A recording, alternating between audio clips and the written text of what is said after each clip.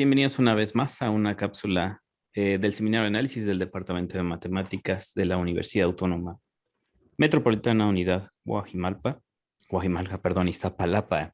Tenemos el día de hoy, tenemos el día de hoy el gusto de presentar al profesor Gilardo Barrientos de la UAM Guajimalpa, precisamente, y un poco de la trayectoria del profesor, que en el 2018 obtuvo el doctorado en la Universidad Autónoma Metropolitana, en la unidad Coajimalpa. Y bueno, actualmente es profesor en este departamento de matemáticas aplicadas y computacional de esta universidad, UAM Coajimalpa. Y él ha participado en diversos eventos, entre ellos congresos de difusión científica, y sus áreas de investigación son bastante amplias. Y bueno, el día de hoy nos va a hablar lo que es la parte del shofar áureo, superficies hiperbólicas y tipo Fibonacci. Entonces, profesor, tienes el espacio cuando gustes ingresar. Adelante. Gracias, José. Muy buenas tardes a todos. A petición del respetable, pues vamos a hacer la charla divertida. Entonces ya no cambio las diapositivas ni nada para pasar a las solemnes. Este trabajo que les vamos a, y digo vamos a presentar porque lo hicimos entre el joven Patricio Yoli y yo, y eso, pues, porque andaba aburrido el chico en las vacaciones y se encontró ahí unas cosillas con las que podíamos trabajar y dijimos, pues vamos a darle, ¿no? Para no desperdiciar el tiempo en vacaciones. Pues ok, vamos a hablar del shofar áureo, superficies hiperbólicas y tipo Fibonacci, y corre video.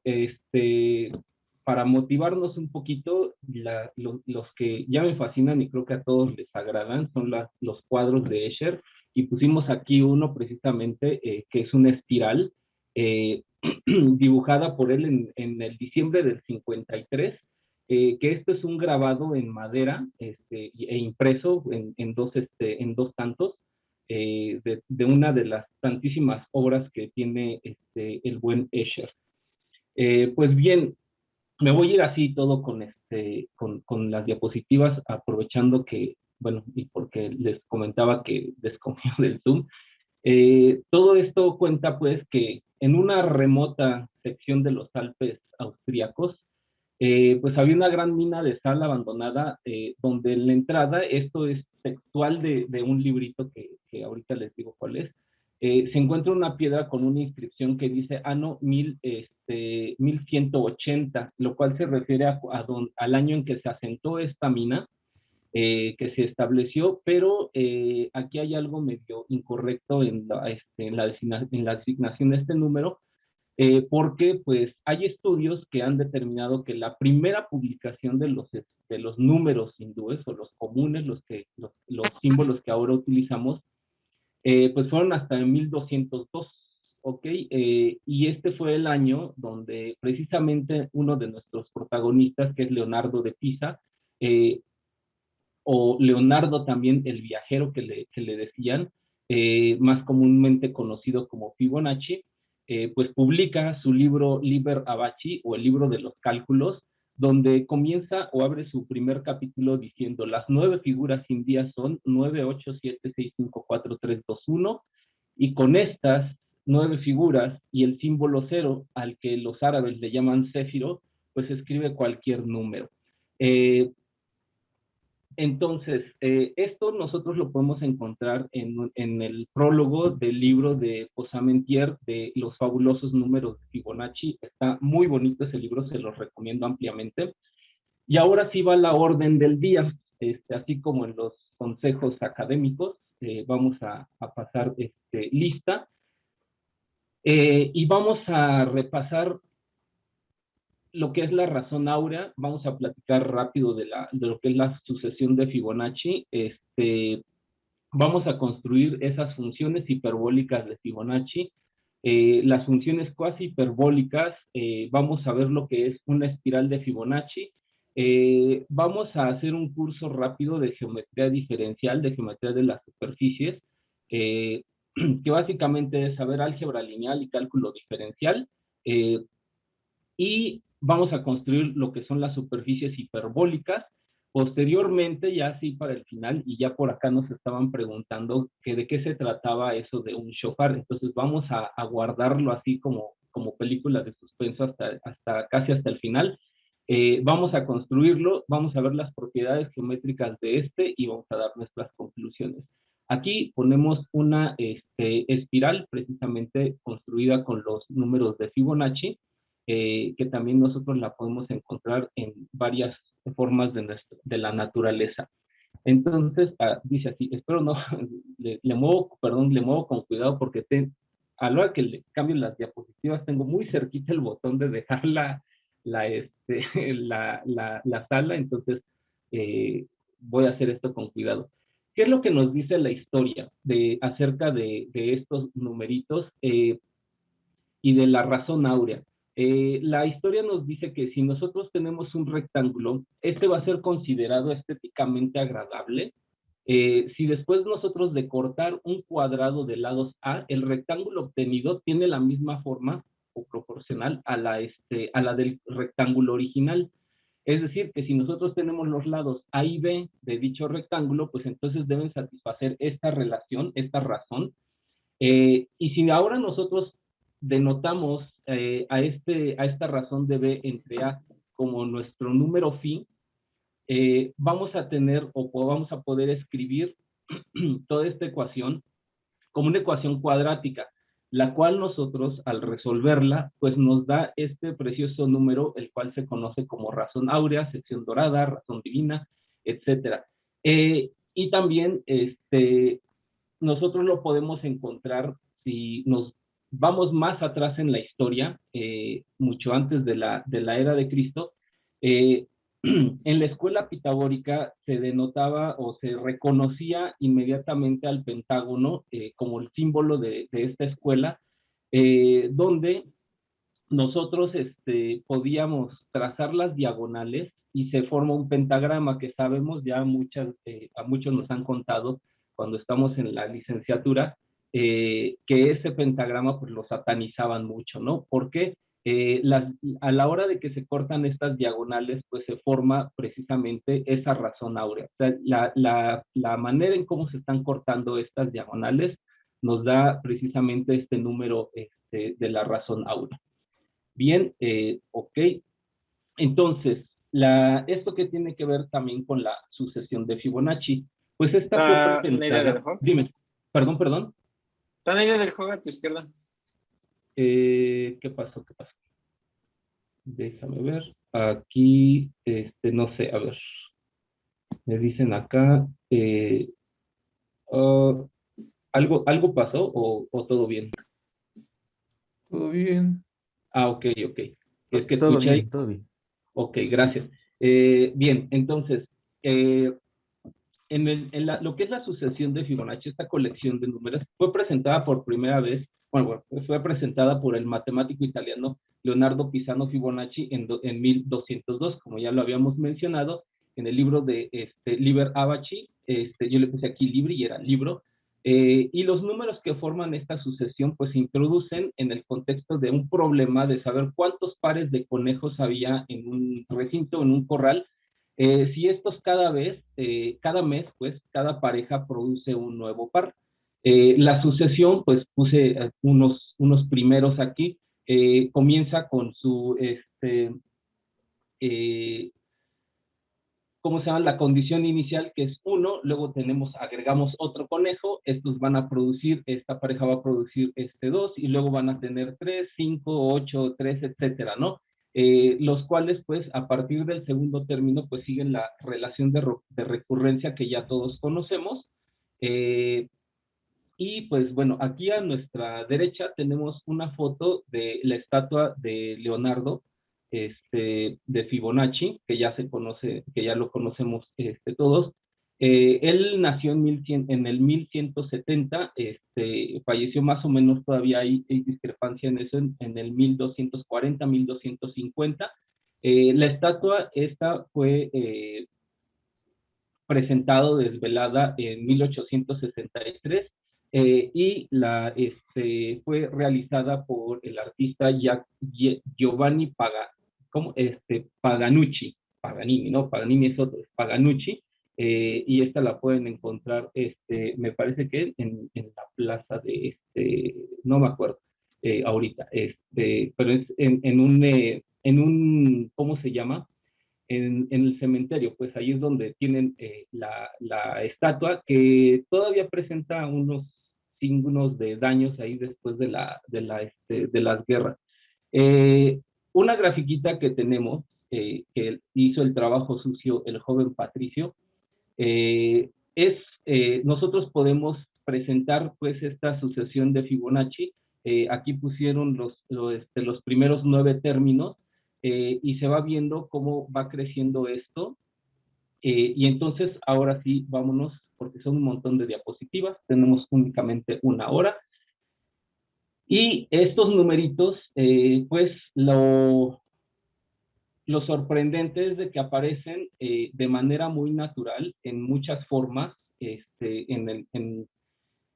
en la Tierra, en todo lo que conocemos, en flora y fauna, y por ejemplo los podemos encontrar en los girasoles, en caparazones de caracoles, en el nautilus, que es este crustáceo, y están relacionados mediante este límite. ¿Sale? También esta relación que cumple, me parece que aquí lo puedo agrandar, sí, ¿verdad? Entonces, para que se aprecie las sucesiones que aparecen ahí, los tipos de espirales que se generan en estos, que son como cactáceas, ¿no? Y los girasoles, que también esto da pie a generar fractales, ¿no? También ha tenido mucho auge. Ya no he escuchado tanto de fractales, pero hay gente que todavía lo sigue haciendo. Entonces, los elementos de esta sucesión nosotros la podemos obtener mediante esta fórmula cerrada, la cual se conoce como fórmula de Binet, donde pues esta fue desarrollada por Jacques-Philippe Marie Binet, y esta también ya era conocida desde antes por Leonhard Euler, y también pues sobre todo por Daniel Bernoulli, y mucho antes por Abraham de Moivre. Sí, el de las fórmulas de Moivre que nos enseñan en álgebra para conjuntos y para la lógica.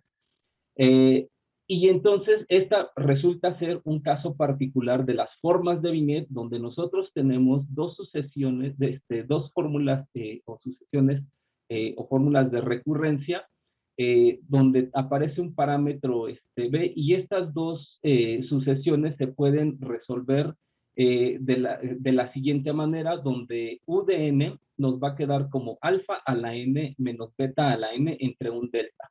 Y el Bn nos va a quedar como alfa a la n más beta a la n, donde estos números, el delta, pues es la raíz de m cuadrada más 4, alfa es m más delta entre todo entre 2, y beta es m menos delta entre 2. Entonces, si nosotros ponemos ahí con m igual a 1, vamos a tener precisamente la fórmula de Binet, y este numerito que nosotros pusimos como phi, pues resulta ser el número áureo, ¿vale? Entonces, continuamos. Con esto nosotros podemos formar lo que vamos a llamar como una espiral hiperbólica. Ya motivados en esto, en la fórmula de Binet, nosotros podemos definir lo que hizo a bien llamar Patricio, la fórmula canónica, o la forma canónica, la espiral canónica, donde ahora en lugar de poner la razón áurea, nosotros vamos a poner el número de Euler, la base exponencial. Esta funcioncita, así como está, pues toma valores sí, complejos, y va a estar oscilando entre las funciones seno y coseno hiperbólicos. Por eso es que ahorita nosotros lo que estamos haciendo pues, es escribirla de esta manera, que por lo mismo del -1 que aparece ahí elevado a la potencia, utilizando la fórmula de Euler, la podemos escribir de la siguiente manera, como una función s de x, donde tenemos una parte real, que va a ser la expresión e a la x menos coseno de pi veces x por e a la menos x entre 2, más su parte imaginaria que lleva el correspondiente seno. ¿Ok? Entonces, déjenme ver aquí. Tenemos aquí, me estoy adelantando un poquito porque le vamos a llamar a la función cuasi hiperbólica por esta expresión que corresponde a la parte real de aquella función que nosotros ya construimos. Y esta va a respetar que además va a ser par,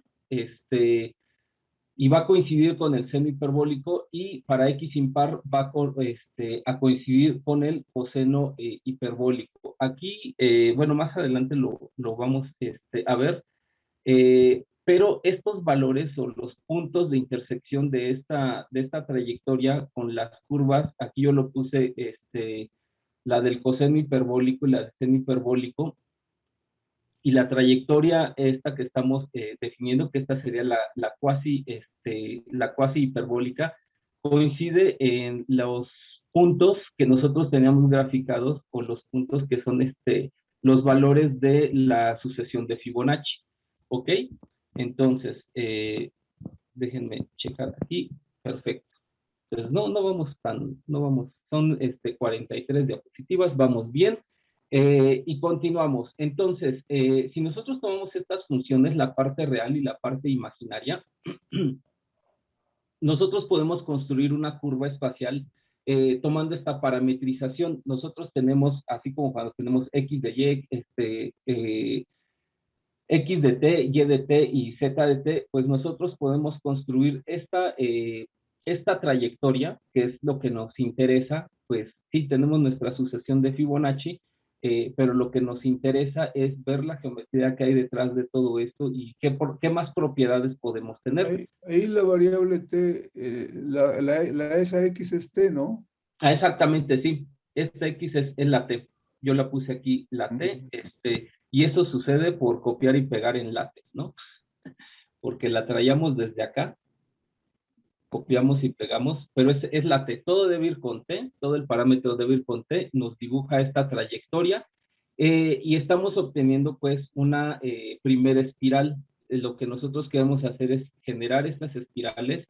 Ahorita lo que tenemos pues es una espiral canónica, porque estamos tomando la base exponencial, que es pues precisamente la similitud con las funciones hiperbólicas que ya conocemos. Ok, pues otras grafiquitas que tengo aquí, pues bueno, en la primera que tenía, perdón que le regrese así de golpe, estamos graficando en puntos enteros, donde se nota los valores que toma la sucesión de Fibonacci. Para la siguiente gráfica que tenemos acá, ya puse más pegados, aquí ya no son valores enteros, sino ya hicimos más la discretización para que se note cómo se va llenando pues esta espiral, que si la ponemos o la proyectamos hacia alguno de los planos, pues se nota que la proyección que nosotros teníamos en aquella, en la parte que sería, en esta nosotros la pusimos en la segunda coordenada, tenemos esta función cuasi hiperbólica que definimos, ¿no? La que tiene e a la x menos coseno de pi veces x por e a la menos x entre 2. ¿Sale? Ok. Pues ya que nosotros llegamos precisamente a estas trayectorias, entonces inmediatamente podemos hablar ya de geometría. Una vez teniendo una trayectoria, nosotros podemos encontrar los elementos geométricos. Lo primero que sabemos pues es que existe un vector tangente, ¿no? Nosotros podemos, cierta función es diferenciable, podemos calcular un vector tangente, y en consecuencia pues nosotros podemos mostrar que si esta trayectoria es diferenciable y además la magnitud del vector velocidad o tiene velocidad constante 1, entonces nosotros podemos encontrar funciones que les vamos a llamar tau y kappa, de tal manera que este sistema se resuelve muy bien, donde a la primera función tau le vamos a llamar torsión, a la segunda le vamos a llamar curvatura, y estos nos van a describir cómo se comporta pues en cada punto nuestra trayectoria. Aquí puse un pequeño dibujo donde estoy mostrando precisamente este marco, cómo se mueve a través de esta trayectoria. Un breve paréntesis, porque a todos nos gusta el chisme. precisamente este nombre, y digo, así como nosotros tenemos nuestra desigualdad Cauchy-Schwarz, que siempre le quitamos el nombre que hay Boniakowski, siempre, al final decimos la desigualdad de Cauchy y quitamos a los demás. Pues en este marco de Serret, o el triedro de Serret-Frenet, resulta que lo hicieron a la par, sin saber, así como cuando sucedió en el cálculo con Leibniz y Newton, pero aquí no se dieron un agarrón, sino que fue precisamente en la tesis de doctorado de Frenet, que él es 3 años más joven que Serret, Jean-Frédéric Frenet.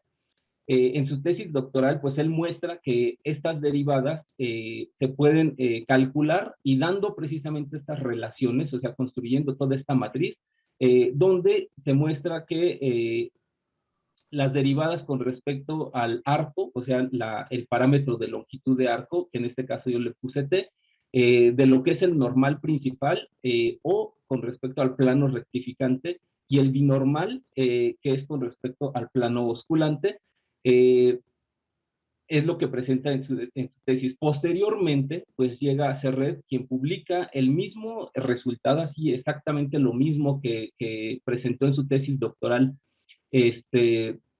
Frenet, pero él lo publica en la revista de Joseph Liouville, que de hecho resulta ser, esta revista se llama, es la revista de matemáticas aplicadas, puras y aplicadas, y es la segunda revista de matemáticas más antigua que hasta la fecha sigue vigente. Esta la pueden buscar.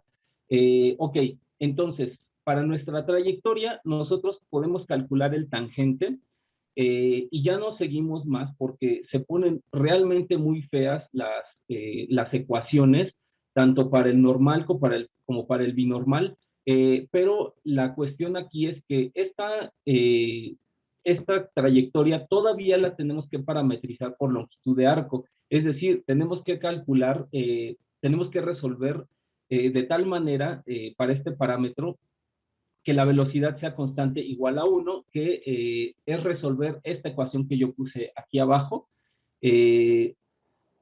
Posterior a eso, que nosotros tengamos el parámetro, sustituimos, o sea, reparametrizamos nuestra trayectoria para que podamos tener esta relación, y de esta manera, pues nosotros podemos ahora sí formar todo el triedro de Serret.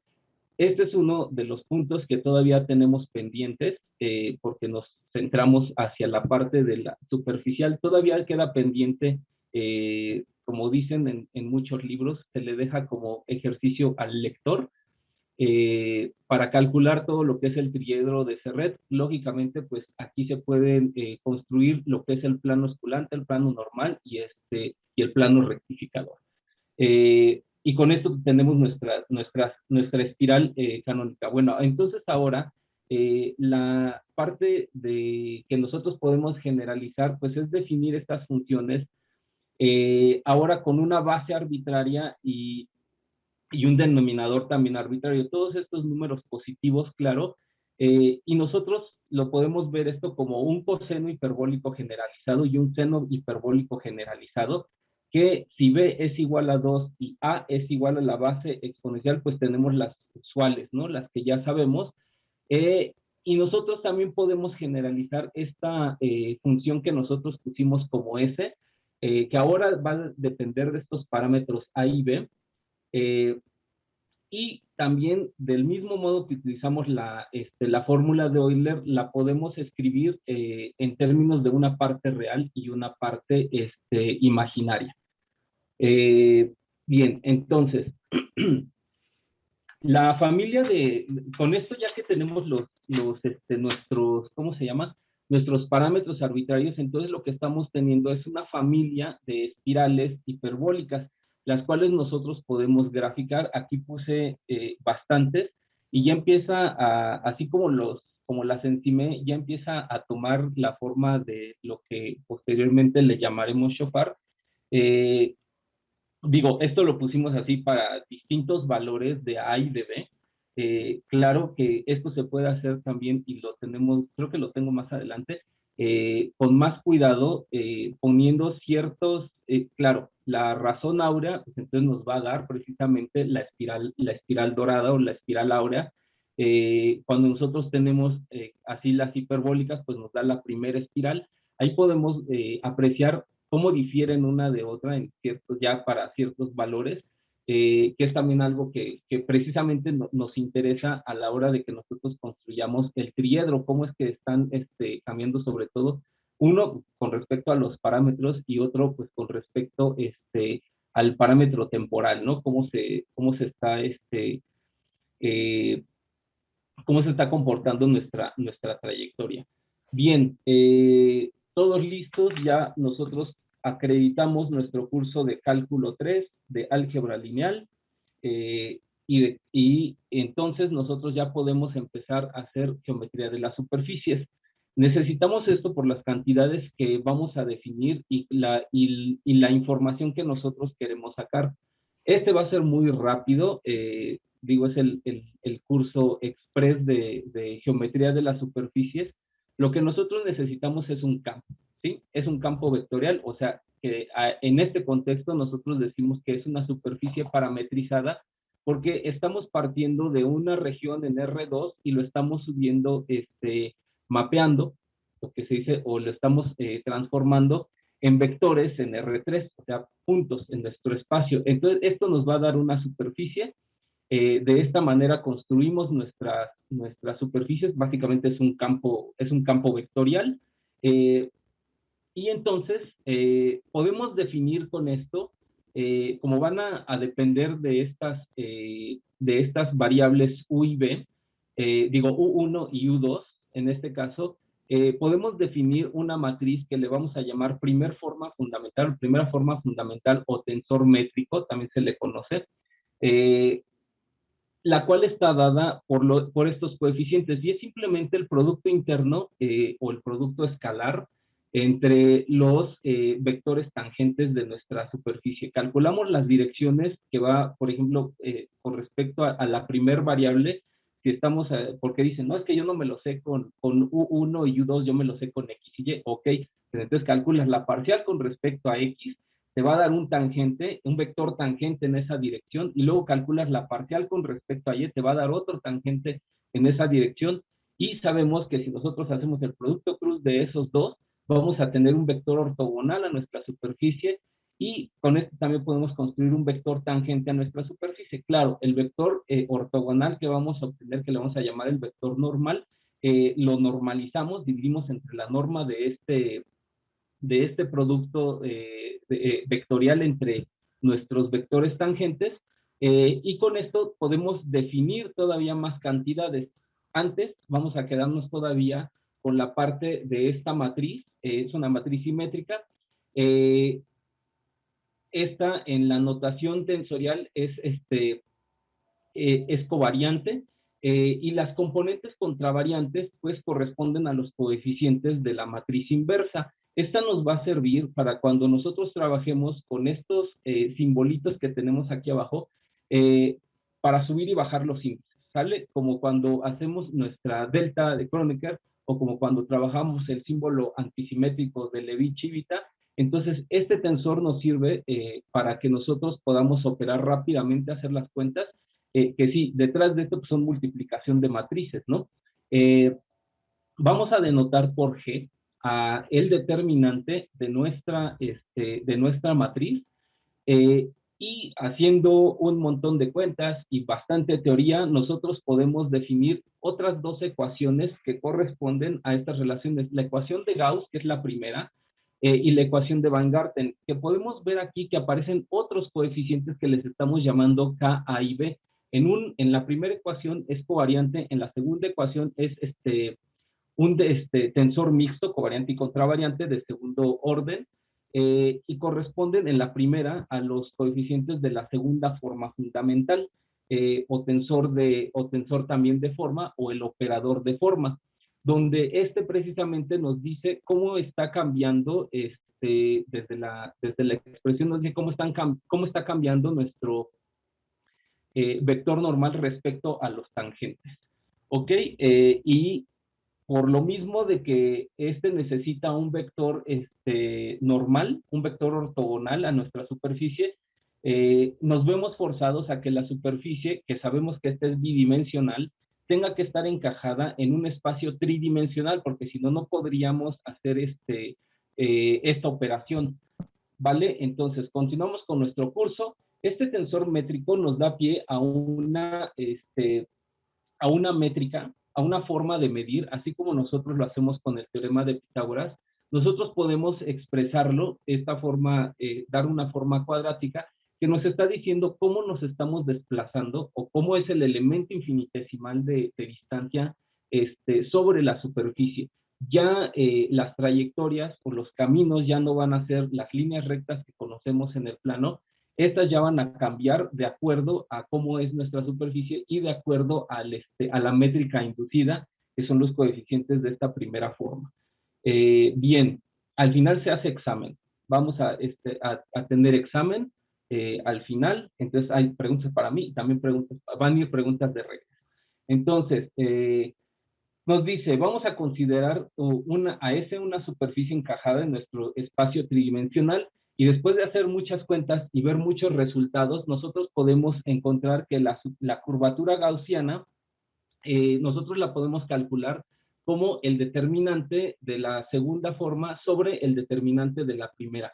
Como dijimos, nosotros lo íbamos a denotar por G únicamente a nuestro determinante de la primera forma. Aquí les puse porque la curvatura gaussiana, de hecho, por definición, es el producto de las curvaturas principales, donde estas, pues, son los valores propios del tensor, del operador de forma, que sería la segunda forma fundamental, y una bonita representación es esto. También ahorita vamos a presentar lo que se llama la curvatura media. Bueno, en este caso es la curvatura total para una superficie y la curvatura gaussiana. Lo menciono ahorita, había ahí una cierta polémica a causa de Sophie Germain, ahí por el año de 1831, porque ella propuso como la medida de curvatura de una superficie, pues era la curvatura media, y causó polémica porque pues antes Gauss, el señor Gauss, y que no me conteste mi gato porque así se llama, el señor Gauss, pues él había propuesto la curvatura, lógicamente la curvatura gaussiana. Entonces, pues la gente rechazaba y sí causó mucha polémica con Sophie Germain, pero no se echó esto en saco roto, porque esta curvatura media es de increíble importancia, si no es que puedo decir que la parte central de la teoría de elasticidad, porque gracias a esta, pues nosotros podemos encontrar lo que se conocen como superficies mínimas. Bien, entonces, continuamos, nos estamos alejando un poquito de lo que teníamos. Vamos a regresarnos. ¿Qué son las superficies hiperbólicas? ¿Qué es lo que nos interesa? Y aparecen en la naturaleza, lo podemos ver en un montón de cosas, y muchas de estas superficies hiperbólicas resultan ser superficies mínimas, que es lo que hace la naturaleza, optimizar sus recursos, no gastar tanta energía. Los alcatraces crecen de cierta manera, los cuernos de los antílopes, de las gacelas, ¿cómo se llama? De este animalito, ahorita se me fue, del gran pudú o cupú, ahorita lo pongo más adelante, que es de donde se saca el shofar que ya habíamos mencionado. Tienen esta manera de que crezcan pues las astas, ¿no? Bien, entonces, ¿qué es una superficie hiperbólica? Ya seguramente me ganaron a leerlo, pero de todas maneras lo vamos a repetir. Es un espacio métrico completo donde cada punto tiene una vecindad isométrica a un conjunto abierto del plano hiperbólico. O sea, cada que nosotros donde estemos parados en esta superficie tenemos una copia del plano hiperbólico. En términos de las cantidades o de los invariantes geométricos, nos dice que si en cada punto de nuestra superficie es un punto hiperbólico, es decir, es de curvatura gaussiana negativa. Ya viéndolo o tomándolo como el producto de las curvaturas principales, ¿ok? Les digo, es álgebra lineal porque ya les dije que estas curvaturas principales son valores propios. Si se acuerdan, en sistemas dinámicos nosotros dibujamos un retrato fase tomando los vectores propios y los valores propios para saber cómo se comporta un sistema. Lo mismo hacemos en geometría diferencial con las curvaturas principales, solo que esta nos dice cómo se está doblando o cómo se está torciendo nuestra superficie, ¿vale? Ok, entonces, vamos a poner un ejemplito de una superficie hiperbólica. Consideremos esta curvita que le llamamos tractoide, la cual fue estudiada por primera vez por Claude Perrault en 1670. También fue estudiada por este nombre siempre se me dificulta, Huygens, en 1692. Y él Huygens, fue el que le dio el nombre de tractorien. Así le llamó, y fue en 1693 donde le presenta esta curvita en una carta al mismísimo Leibniz. Posteriormente, Leibniz es quien le llama, no, perdón, más adelante, en 1902, un señor conocido como Loria es quien acuña el nombre de Tractis, o Tractix, ¿no? Que le llaman en inglés. ¿Eso en qué consiste? Tú tienes un peso y lo arrastras con una cuerda de longitud constante, digamos A, y la curva que se genera cuando tú estás trasladándote en línea recta, la curva que se genera es precisamente esta tractoide, por eso es que le pusieron este nombre, es un arrastre, ¿no? Esta nosotros la podemos parametrizar de varias formas, dependiendo cómo, o las sustituciones que hagamos y cómo planteemos también el problema. Y con esta, que va a ser nuestra generatriz, nosotros podemos formar algo que se llama la pseudoesfera. No tiene ni forma de esfera, y esta es una superficie que al rotarla, nosotros la generamos a partir de rotar el tractoide o la tractis alrededor del eje donde nosotros estamos arrastrando, que en este caso sería el eje T o el eje X, como le quieran llamar, o el eje horizontal, la cual nosotros podemos parametrizar. Lo que buscamos es una función, una parametrización para que podamos echar a andar todos nuestros aparatos de geometría, ¿no? Vamos a apurarnos. Entonces, calculamos la primera forma fundamental de esta superficie, nos fijamos en el elemento de línea y que nos damos cuenta que coincide precisamente con la métrica de nuestro plano hiperbólico. La curvatura gaussiana de esta superficie resulta ser 1 sobre este coeficiente que es de dilatación, el A, que podríamos decir que es un radio, que sería menos 1 sobre este radio al cuadrado, ¿no? Y de ahí viene el nombre. Cuando tú calculas la curvatura de una esfera, esta va como 1 sobre el inverso del radio al cuadrado, 1 sobre r cuadrada o 1 sobre a cuadrada. Entonces es por eso que nosotros le llamamos pseudoesfera. Este es un ejemplo de una superficie hiperbólica. Entonces, ahora sí, ¿de dónde viene esto del shofar? Esta es una palabra de origen hebreo que significa cuerno, corno o una trompeta. Por ahí habían mencionado otra que no recuerdo, shafor o cómo era, que estaban diciendo Lourdes y Josué. Chapón. Ándale, esta pues representa un símbolo de fuerza o poder.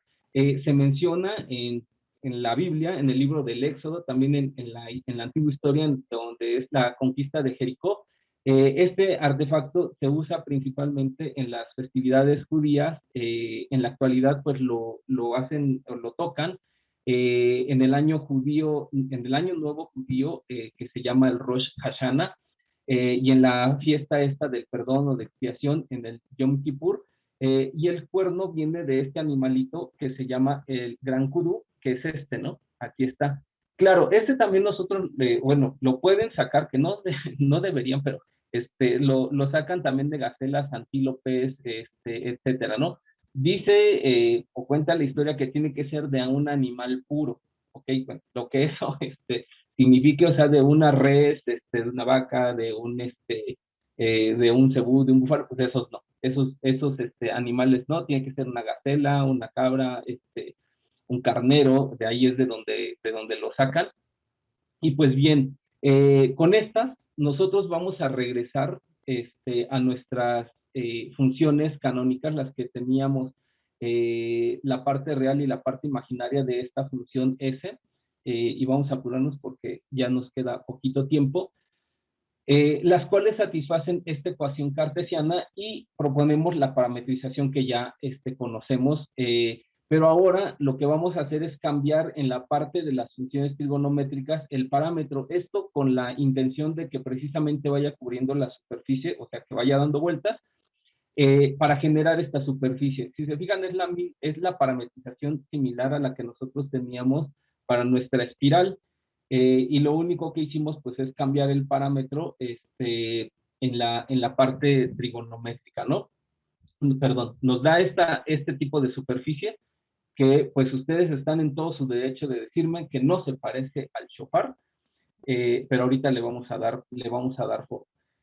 Nosotros ya teníamos estas funciones generalizadas hiperbólicas, le vamos a llamar función cuasi hiperbólica a esta función, donde ahora está con los parámetros que es la razón áurea y raíz de 5 como denominador. Esta satisface esta relación de recurrencia, que es una del tipo Fibonacci, y satisface varias más. Esto es un extracto del texto original donde nos basamos para hacer el trabajo. Ahorita les digo, al final les digo los autores. Si no, pues por ahí Patricio me puede hacer el favor de ponerlos, pero al final están nuestras referencias. Entonces, estas funciones satisfacen varias identidades. En el lado izquierdo tenemos las identidades con la ya clásica sucesión de Fibonacci. En el lado derecho está con nuestra función cuasi hiperbólica, y se dan cuenta que precisamente sí está satisfaciendo estas relaciones. Ok, entonces... Este de acá de la F es la composición. La FF, no, nada más la estoy renombrando porque, bueno, de hecho lo pusimos así porque así es como la denotan los autores en el artículo original. Ellos trabajan únicamente directamente así con la razón áurea. Lo que nosotros hicimos, pues trabajo sucio que hizo Patricio, fue pensar en la generalización. O sea, no solamente ver una sola curva, sino verla para muchos parámetros de A y B, así como tenemos las formas de Binet, pues esto está pensado de esa manera, o sea, en ese sentido, porque estamos abarcando prácticamente todas las posibilidades, y entonces cuando calculemos todos los invariantes topológicos y las cantidades geométricas, pues estamos abarcando prácticamente todas las familias. Ok, entonces, déjeme ver, esta generalización respeta la misma nuestra ecuación cartesiana, y análogo al shofar canónico nosotros ya podemos escribir la generalización, que es toda esta familia de trayectorias. Aquí sí la puse bien en términos de U y B, y aquí está el nombre, ¿no? Donde estoy mencionando lo que dije hace rato. Stanhope y Rosin lo estudian precisamente en el caso particular de la razón áurea. Por eso es que le llaman el shofar dorado, porque ellos construyen la superficie, pero únicamente con este parámetro, y se quedan hasta ahí, ¿sale? Hasta ahí nada más se quedan en armar la superficie, o sea, hasta esta ecuación que nosotros tenemos aquí. Creo que puedo rayar, sí, pero bueno, no me atrevo a rayar. Déjenme ver por acá. Sí, aquí nos puso Boris y Rosin. Ya me hizo favor Patricio de ponerles acá. Bueno, él le llama Boris porque ya son cuates, ¿no? Y entonces, pues, tomando nuestras funciones hiperbólicas de Fibonacci, ahora sí, con los casos particulares, con la razón áurea, nosotros vamos a tener esta función y nosotros vamos a poder graficar, ahora sí, la espiral que habíamos tenido originalmente va precisamente sobre la superficie y es por eso que nosotros tenemos este shofar. Si se fijan, esta superficie pues va siguiendo la trayectoria como nosotros lo vemos en los cuernos de los antílopes o en varias superficies hiperbólicas que es pues de nuestro interés. Ok, ya casi, de hecho sí, ya casi estamos por terminar y vamos a terminar, me parece que a tiempo. No, todavía falta un poquito. Aquí lo que estoy poniendo es nuevamente pues toda la curva, la trayectoria, nuestra función cuasi hiperbólica, empatada con las funciones trigonométricas, digo, nuestras funciones hiperbólicas, una discretización de ciertos valores, y los puntitos que se ven en rojo son los valores de de los de Fibonacci, son los que van apareciendo aquí. Toda esta trayectoria también es por eso que el interés que tenemos, porque esta trayectoria que está pegada en esta superficie, se le pueden calcular lo que se llama el marco de Darboux, que ese nos dice cómo se comporta la trayectoria pegada en la superficie. A diferencia del marco de Serret, el marco de Serret es completamente libre. Hay un pequeño giro, mediante una rotación tú puedes obtener el marco de Darboux a partir del marco de Serret, porque ya se va a empatar con la superficie. Lo que haces es tomar esta curva, voltearla de tal forma que se empate con nuestra superficie, y esas cantidades pues también son las que nos quedan de interés. Ok, entonces, ¿qué propiedades geométricas tiene esta superficie? Tomamos la generalización, la parametrización así de todas nuestras familias de shofar. Estas sí ya serían un montón, ya no estamos tomando solamente el áureo. Calculamos la métrica inducida para nuestra superficie.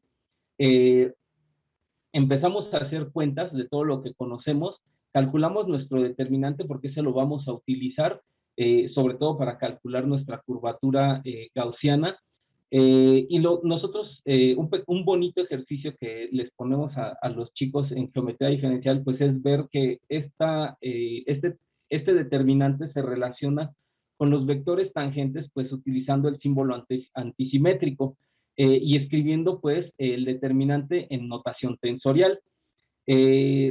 Haciendo las cuentitas, podemos calcular nuestro determinante. Aquí lo ponemos porque lo vamos a utilizar. Esta función es todavía un poquito más agradable, pero se empieza a poner bastante feo el asunto.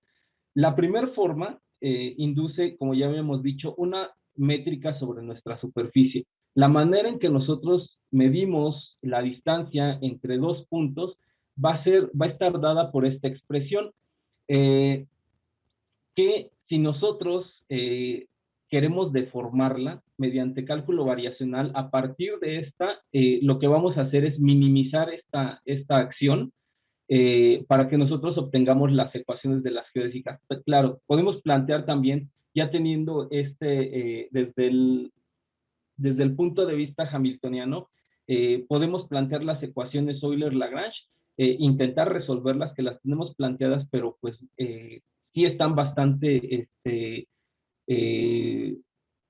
feas, ¿no? Que ahorita pues no nos detuvimos a hacer esto. Y entonces, pues, podemos hacer la analogía. Dime, ¿no? ¿Preguntas?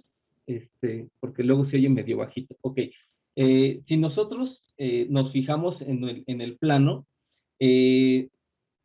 y comparamos esta métrica, o sea, sería el teorema de Pitágoras, lo comparamos con la métrica que estamos obteniendo, pues podemos ver la gran diferencia que hay entre cuando cambiamos ya la superficie. O sea, sería como un teorema de Pitágoras con esteroides, porque pues la expresión que tenemos acá abajo, que es la forma usual, es de x cuadrada, de y cuadrada, nuestro teorema de Pitágoras, Pero en la ecuación de arriba, debido a la métrica, ahora, ¿cómo nos vamos a trasladar de un punto al otro? ¿Cómo se mide la distancia entre un punto y el otro? Pues es dada por esta ecuación, que sí, aunque nosotros pongamos parámetros, pues sigue estando bastante desagradable, sobre todo para hacer cálculo variacional ahí, pero sí se puede, pero digo, no es imposible, pero tampoco es tan directo.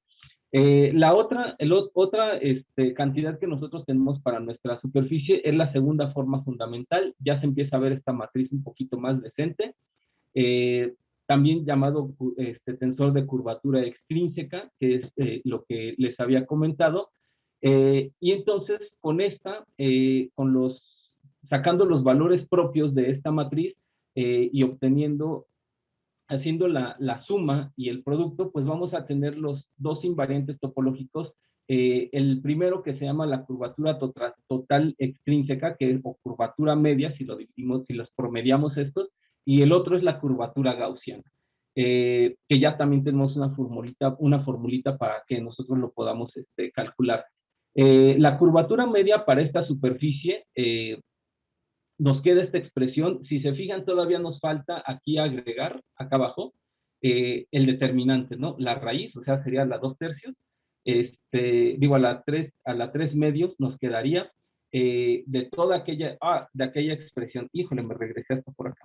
Déjenme, ven, les dije que no debía estar de mano larga aquí. Ok, entonces, perdón.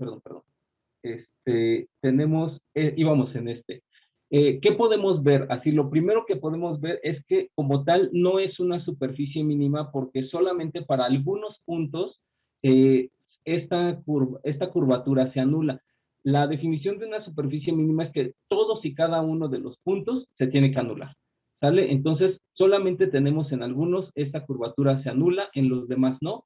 Y luego nos vamos a ver la curvatura gaussiana, el cual nosotros lo podemos calcular. Dice, si esa es una superficie encajada en un espacio euclidiano, la curvatura gaussiana de nuestra superficie en el punto P se puede obtener como el cociente de los determinantes de la segunda forma sobre el determinante de la primera forma.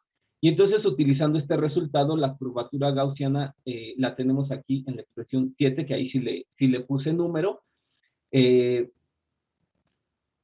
Y entonces, lo que, pues, así de rápido fue graficar precisamente esas curvaturas para ver qué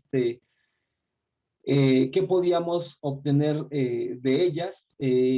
Podemos notar que nuestra superficie para ciertos puntos, y si se fijan aquí, yo lo comparé con un plano, con el plano Z, Z igual a 0, para identificar bien cómo nos quedaban.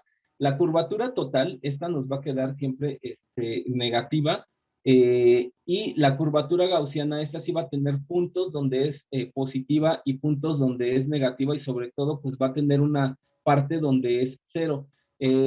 Hay que todavía calcular o ver qué es lo que sucede sobre estas trayectorias de Fibonacci, digo, y es bastante extenso esto que hemos hecho.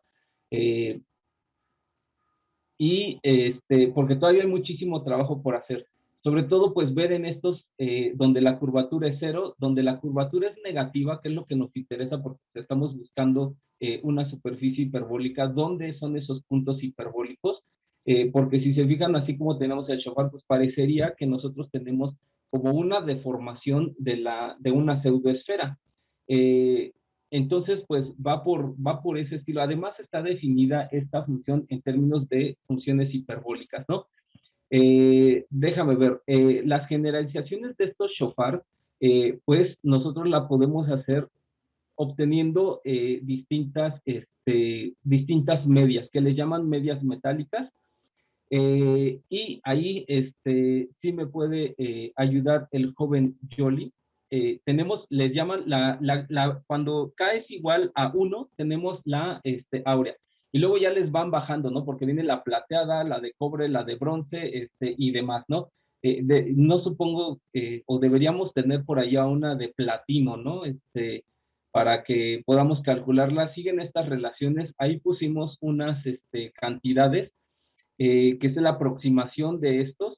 Y nosotros podemos construir estos shofar, digo, nosotros tenemos apenas estas cantidades, y tenemos estos shofar con distintos parámetros, se ven así, ¿ok? Si nosotros encimamos todos estos shofars, digo ya para ir concluyendo, van a ir cambiando de esta manera. Entonces, aquí ya están encimados, me parece que uno es el dorado, el de plata y el de bronce, porque fue con lo que los hice, ¿no? O sea, con estos parámetros, el 1, 2 y el 3, así, tal cual. Agarramos y los pusimos ahí, y lo mismo para nuestras espirales. Y estas espirales, pues como ya lo pudimos ver, van precisamente sobre nuestra superficie. Aquí podemos encimar, bueno, aquí yo encimé dos shofars, me parece que es el áureo y el de plata, y junto con los puntos de la sucesión correspondiente sobre la superficie, ¿no? Me parece que el que está atrás, el que está menos amarillo, es el dorado, y el que está más amarillo es el de plata. Ok, entonces, ¿qué sigue? Cuando nosotros tenemos este tipo de superficies, digo ya para terminar, lo que sugieren, o el propósito que hicieron los autores Stanhope y Rossin, y que pues sí no están muy lejos de esto, pues es que nosotros tenemos un modelo que se puede utilizar para el modelado tenemos una superficie que se puede utilizar para modelado de procesos que se llevan a cabo en un espacio curvilíneo, ¿sí? Y esto se puede hacer en el contexto de teoría general de la relatividad. También, pues, se puede llegar a un concepto central en nuevas teorías cosmológicas basadas en la razón áurea, que sabemos que aparece sí o sí en la naturaleza, y podrían hacerse como tipo geometrías, le llaman ellos Lobachevsky Fibonacci, donde pues utilizan estos elementos de Fibonacci para que se haga geometría de Lobachevsky, o sea, geometría hiperbólica, o bien la geometría Minkowski-Fibonacci, donde esta pues se va a ver en el contexto de la teoría de la relatividad de Einstein. Nosotros, como ya tenemos una superficie, y viendo esta forma, la pregunta, y esta nos la hicieron un buen comentario en otro evento, sobre la propagación de ondas acústicas en la superficie. Otro problema de los que yo he estudiado es las ecuaciones de difusión en superficies curvadas. Cómo se difunde una partícula o un sustrato a través de un tubo o de una superficie curvada, y qué tanto influyen las cantidades geométricas en que se difunda hacia ciertos puntos. Esto es lo que a nosotros nos interesa también. Tenemos todas las cantidades, ya nada más es todavía cambiar. Sí es bastante laborioso, porque cuando nosotros queremos hacer el proceso de difusión, tenemos que cambiar toda la ecuación de difusión, entonces hay que encontrar el laplaciano de esta ecuación, pero en las coordenadas nuevas, y resolver para esas coordenadas todo el problema. Sobre todo, calcular el coeficiente de difusión, que es el que nos va a decir, esta función nos va a decir cómo se está comportando a través de nuestra superficie. Lo que habíamos mencionado ya antes, determinar bien, así preciso, lo que son los marcos de Serret-Renard y marcos de Darboux, explotar más relaciones que tenemos entre el shofar áureo y las sucesiones de Fibonacci, y ver qué pasa con los shofar generados por otras sucesiones. Y pues bueno, ya para finalizar, porque empezamos 5 y 5, terminamos 6 y 5. Aquí están las referencias, los ya clásicos libros de geometría, el Docarmo, de Marcus de Cerno, que es muy bueno, son unas notas. Por ahí también sacamos un extracto del libro de Proofs from the Book, que es un libro también muy bonito. y el que ya les había dicho, el de Posamentier, de los números fabulosos, o los fabulosos números de Fibonacci, y sobre todo pues el artículo donde nos basamos del shofar áureo o el dorado, ¿sale? Pues bueno, hasta aquí mi participación. Muchas gracias por su atención. Buena tarde y buen provecho. Son bienvenidas todos los comentarios, quejas y sugerencias. No, muchas gracias, Lardo, por esta presentación muy interesante, por ciento, ¿eh? Toda la construcción que hiciste desde el principio. Bueno, que hicieron desde el principio, ¿no? Porque dices que trabajaste junto con un alumno. Entonces, toda esta caracterización desde el inicio hasta ya formar lo que es el shofar áureo y sus distintas variaciones está muy, muy interesante. Vamos a abrir un poco el espacio a las preguntas. No sé si alguien tenga alguna pregunta. Puede abrir su micrófono con toda confianza. Yo no los veo. Sigue sin vernos, ¿verdad? Sí, no, me puedo conectar desde acá, ¿verdad? Pero no quiero que se colapse esto. Por allá, ¿quién dijo yo? ¿Quién puede abrir su ¿Quién micrófono? dijo yo? Así cuando sucede esto en las conferencias, recuerdo lo que nos decía, yo tuve la fortuna de tomar clase con Juan José Ribau, y cuando él daba conferencias, y nadie le preguntaba, decía, entonces todo quedó muy claro. Entonces, lo mismo, ¿no? Aplicaremos la misma de Ribau, todo quedó muy claro. Entonces, a ver si hay preguntas o comentarios, también son bienvenidos. Está esta relación ahorita si se animan, está esta relación que diste de las series de Fibonacci con la razón dorada, y entonces dices que lo siguiente es dar estas relaciones del shofar áureo con la serie de Fibonacci. Ese Sí, es lo siguiente. sí, de hecho, pues más que nada lo que ya queremos, y eso porque lo hemos dejado, Patricio por sus clases, yo también por toda la labor y preparar las demás, pues todos los demás trabajos de otros y otras investigaciones que tenemos, y se va a venir en el examen, sí va a venir en el examen, nos dice Patricio. Lo hemos dejado hasta aquí, porque lo que queremos es precisamente utilizar este tensor, el que tenemos aquí, para que podamos hacer ya sea la propagación de ondas o la difusión. En la difusión, pues entonces uno inmediatamente piensa en el desplazamiento cuadrático medio para calcular ¿cómo se llama? Es que hay también difusión anómala y hay un chorro de cosas de difusión, ¿no? Metemos la ecuación de difusión, resolvemos para esto, estudiamos, no sé, todavía nos falta mucho trabajo por hacer, que es lo que ya habíamos platicado. Y ya nos llevó tiempo el hacer toda esta construcción y encontrar todas estas cantidades. Patricio estuvo trabajando, bueno, entre los dos, pero principalmente Patricio estuvo trabajando con la trayectoria esta de la espiral, la que teníamos acá, porque ya después de derivar el tangente ya se puso bastante feo el asunto.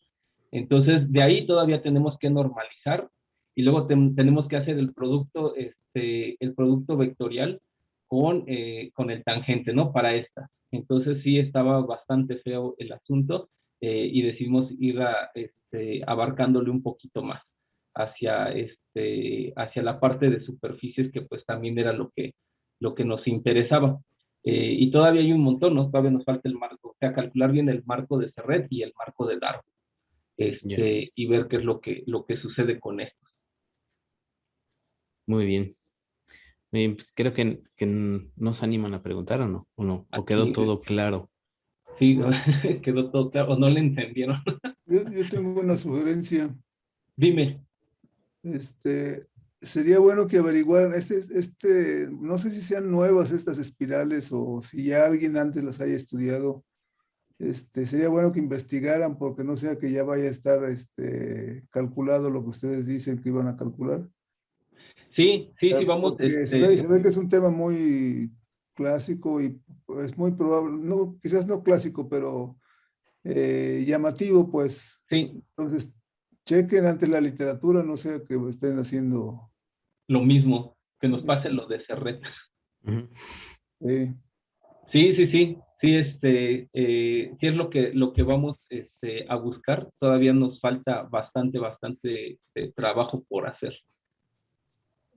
Gracias por la sugerencia. Hay otra, y bueno, una sugerencia más, hay un libro clásico de geometría diferencial, especialmente de curvas, que es el libro de Struik. Sí, sí, Precioso ese libro, también. precioso, mejor, para mi gusto mejor que el Do Carmo. Sí, casi todos agarran el Docarmo. De hecho, eso ya ni lo cambio porque ese es el que siempre tengo en las presentaciones. Pero de hecho, sí, tengo el Struik y de hecho, apenas que vimos geometría diferencial, bueno, que me tocó dar geometría diferencial, sí agarré ese libro y es muy bonito. Y sí, por mucho mejor que Docarmo, y podría decir que inclusive que el Spivak. Sí, sí, sí, es un clásico muy bonito. Bien, ¿alguien más que quiera preguntar? Yo no quiero preguntar, pero me parece que está padrísimo. Saben, yo, como dije al principio, por mi familiaridad con el shofar, por la parte musical, Ujú. Ajá. pues bueno, es muy interesante ver la forma matemática, porque normalmente cuando haces música, pues haces música, ¿no? Entonces no te pones a preguntarte, a lo mejor un poquito de física, pero no demasiado más, ¿no? Y entonces Sí. está padrísimo, yo creo que vale la pena, creo que Josué querías que te trazara sus diapositivas, vale la pena ponerlas para ver si hay Sí, más sí, sí. personas que se interesen y cómo, aun cuando ya haya muchas cosas hechas, pero yo creo que parte de la divulgación es esto, ¿no? También. Así Ajá. es. Sí. Nada más le corrijo esto, ¿no? La T que Sí, le dejé aquí. Sí. Le voy a corregir eso ahorita. De hecho, aquí tengo abierto el archivo y enseguida se los comparto. En todas, Gil, porque tienes muchas con eso. sí. Sí. Las voy a corregir estas. Todo es por quedarnos hasta las 4 de la mañana poniéndolo. Es que Sí, lo iba a hacer Pero, así en el ¿sabes? pizarrón. Lo iba a hacer en el pizarrón, así escribirlo como clase, pero dije, no, o sea, te va a ver medio feo, entonces, por eso me puse a hacerlo ya, a pasarlo en limpio. ¿Las gráficas son con matemática o con qué? Sí, con matemáticas las hicimos, todas las Ah, hicimos con están bonitas. matemáticas. Sobre todo porque es más dócil, pero creo que podemos hacerlas todavía más precisas en Python, sobre todo por los cálculos, aunque las arroja bastante rápido matemática, no están la función, la expresión sí está medio fea, pero a la hora de hacer los cálculos no se tarda, o sea, lo avienta rápido. ¿Dónde están mis gráficas? Están hasta acá atrás. Están estas, ¿no? Sobre todo las de la curvatura total, que es así, la expresión está muy fea. Uno luego no le ve ni pies ni cabeza. La tuve que hacer en 2 funciones para meterla en matemática y luego ya jalarla para que la graficara, porque sí estaba muy feita. Pero sí, todo esto lo hicimos en el matemática. Va. Pero qué bien, así sí. como se ve complicado todo esto, déjame ¿Sabes? decirte Otra cosa que quizás ay, perdón, Lulu, perdón. está bien. No, está bien. ¿Sabes? Sería bueno que extendieras un poco la parte del significado de shofar. Sí, Sí. Asesórate con Lulu que te diga el origen del instrumento y esas cosas y ponlo por ahí. sí, sí, sí. Eso Sí. puede ser interesante también. Y bueno, lo que yo quería decir es que así como se ve y tuviste que partir en 2 para poder graficar y todo eso, sacar el sonido en un shofar, y no hablo nada más que suene una cosa espantosa, ¿no? Sino sacar un buen sonido y convocar, porque esto se usaba como como convocatoria al ejército, Sí. a distintas cosas, ¿no? Es, tiene su chiste, de veras, no es trivial. Sí, por eso es que también el interés en ver la propagación de sonido Exacto. en esta superficie. Sí, la parte de acústica es muy rica en esa parte. Exactamente. Sí, también vamos a hacer eso. Y por ahí también tengo yo ahí unos cálculos para determinar el estrés, sobre todo por la trayectoria, para explicar por qué se hacen esas torceduras, ¿no? Como superficie así hiperbólica para los cuernos, ya en términos de las cantidades geométricas. Ujú. Y además lo interesante es el efecto de toda esta parte matemática sobre el efecto que tiene el sonido sobre la persona. Eso. O sea, en realidad es una convocatoria, sí lo es. O sea, a la hora que lo escuchas bien hecho, es una convocatoria, una atención, ¿no? Atención. Sí. Cuidado. Y eso pues, que también es lo que me decía Roberto, buscar un poquito más, porque hubiera estado interesante hacer un extracto de un audio. Exacto, eso te iba a decir. Sacar ahí un extracto para que se apreciara todavía en todo su esplendor, Sí, esta superficie. sí, sí, sí. Bueno, agradecemos nuevamente al profesor Hilardo Barrientos. Muchas gracias. Felicidades por la presentación. Una vez Al que contrario, tengas ya gracias. las correcciones, pues me puedes enviar la plática y ya cuando suba el video, pues también le anexo el link para que puedan descargarla. Claro que sí, ahorita en un ratito se las mando.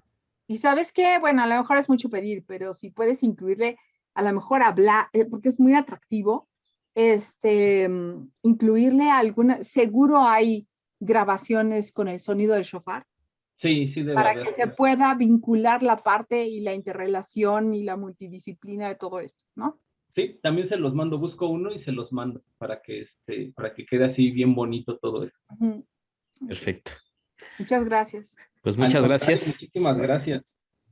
Prontamente Sí, te haremos llegar la constancia de Gracias, participación José. y esperamos pues verte en los siguientes seminarios y posteriormente en alguna otra charla, ¿no? Que nos Claro digas. que sí, muchísimas gracias y qué gusto verlos a todos. Bueno, escucharlos porque nunca los vi.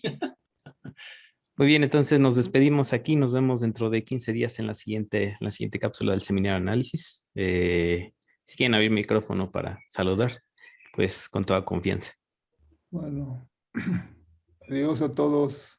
Adiós, adiós. Hasta luego. Bye, bye.